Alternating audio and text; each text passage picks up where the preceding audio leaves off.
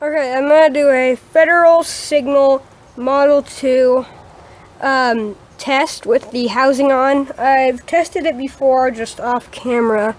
And I'm going to do it with the housing on 110 volts. Now, it for some reason, it stops to work, or it doesn't work sometimes. So, it may not work in the video, but maybe I would have to check on it. But, okay, anyway. Let's get it going. So, yeah.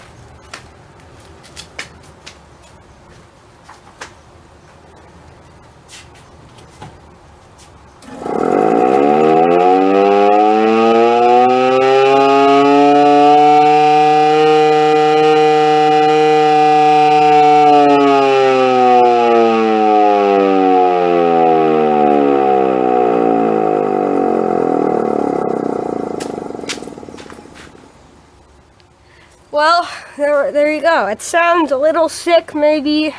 I need to do a little bit of working on it and stuff.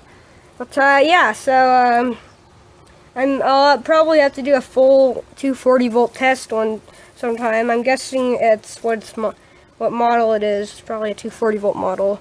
So, yeah, thanks for watching, and I'll see you in the next video.